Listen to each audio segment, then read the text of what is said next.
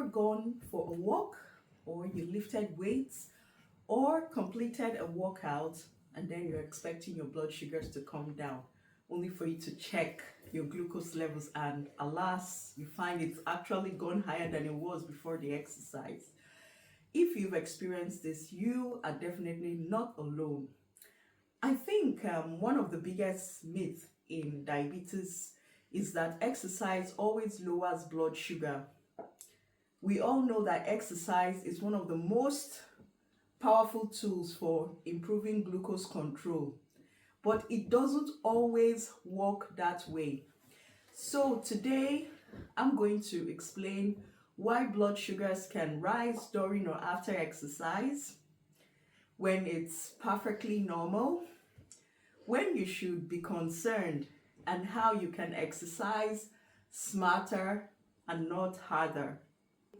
Let's get into it. Exercise generally improves insulin sensitivity. So this actually means your muscles become better at taking glucose out of the bloodstream and using it for energy. Regular physical activity also improves your heart health, supports weight management, reduces insulin resistance, and also helps to lower stress and improve your overall diabetes outcomes. But here's the important part. When you're exercising, your body doesn't know that you are doing that exercise to improve your diabetes. It simply knows that it suddenly needs more energy.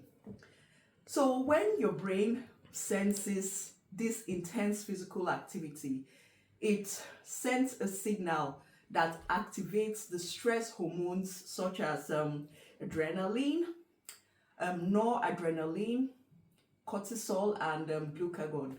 So all these hormones tell your liver, release more glucose into the bloodstream, and telling your body, we need more fuel now, so more glucose gets into your bloodstream.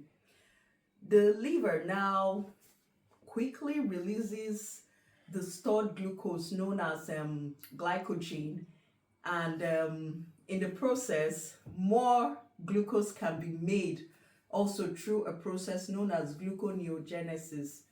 So if insulin is readily available in a normal situation, your working muscles will now absorb that glucose and the blood sugar will remain stable or may just get lower just a tiny bit. However, this isn't the situation in persons who are living with type 1 diabetes or insulin treated type 2 diabetes. The muscles cannot efficiently take up that glucose. So the result is your liver is now releasing glucose faster than your muscles can even use it. And then your blood sugar now goes up. Let's talk about the types of exercises. Low to moderate intensity aerobic activities such as walking, cycling, swimming, dancing, or light jogging often lowers your blood sugars because your muscles steadily use the glucose for energy. However, on the other hand, high intensity interval training like sprinting, heavy weightlifting, competitive sports, or very intense workouts often trigger a stronger stress hormone response. So this hormone surge can temporarily increase your blood sugar levels. Interestingly, this rise isn't necessarily a bad thing.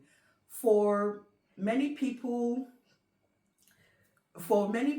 blood sugars returns back to normal within just a few hours because insulin sensitivity remains increased after exercise. So don't you panic.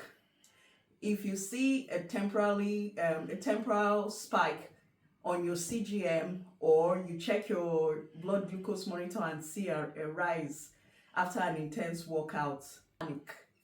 However, there are situations where you should be more concerned and more cautious. So if your blood glucose is already high before exercising, let's say 14 millimole per liter or 252 mg per liter per deciliter upwards, then you would have to check for ketones if you are living with type 1 diabetes. So you have to check if ketones are in your blood, or if you have the dipstick, you can check for ketones in the urine.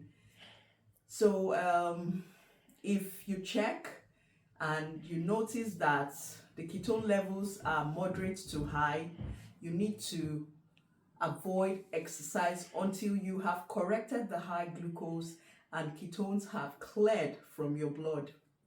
Another common mistake is exercising with very little active insulin on board. Excuse me.